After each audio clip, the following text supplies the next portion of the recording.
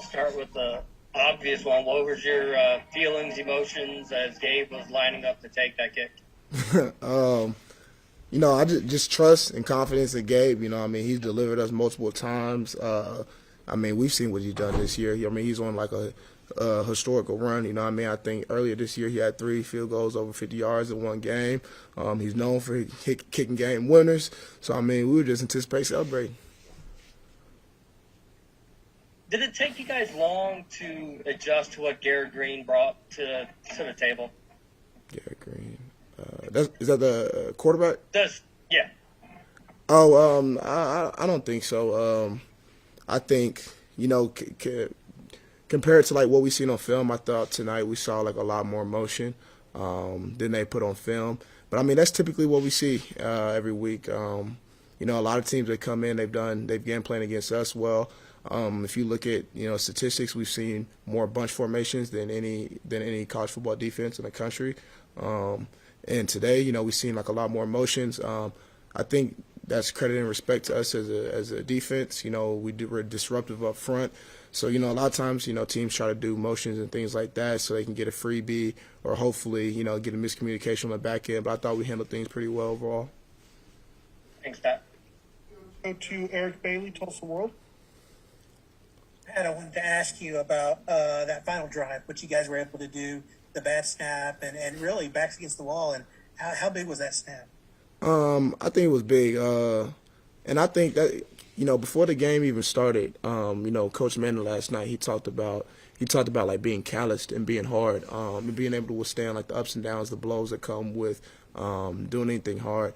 And I think, people love college football and people love athletics because it's hard. Majority of the population can't do it. We're kind of in the 2% of the world because, like, just athletically.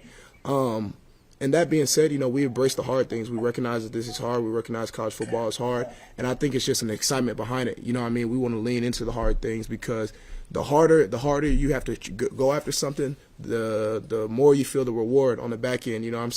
Whenever we got that stop and whenever we got that drive, it's a huge relieving factor because we know we gave everything we had. It was a physical game. We strained to the ball. We left everything out there. The last question, just the defense overall, 0 points, 16 points, 13 points, last 3 weeks. Just how proud are you of what this unit's done and how big has it been in these wins? I think it's been huge. And the thing I'm just most proud of is we're just committed to like what it is that we do.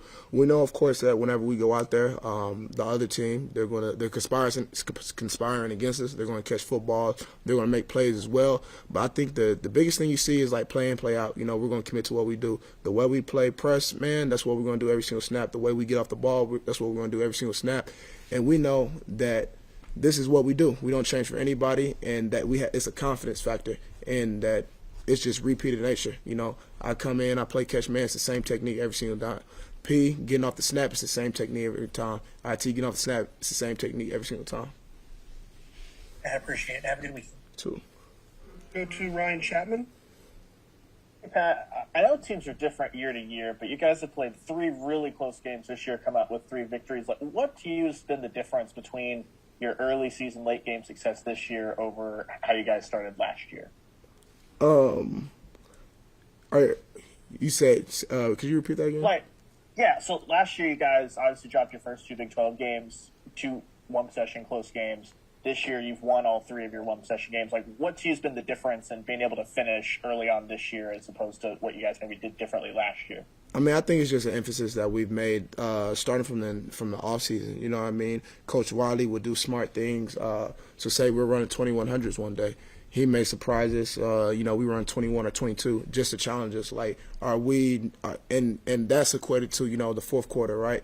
The clock hits 0. What if you had to play overtime? What if you had to play 2 overtimes? What if you had to play 3 overtimes? So them just like being able, and then started in January, but Coach Riley, Coach Grinch, and Coach Wiley, they've all just created scenarios to create adversity for us where we had to finish. At the end of practices, they may surprise us, and it may be, finishing 10s, and that's what you guys saw us do at the spring game. And just different things like that, constantly creating adversity, constantly creating finish situations. That way it kind of just becomes second nature to us. We don't think about it. It's just who we are, and it's become part of our identity.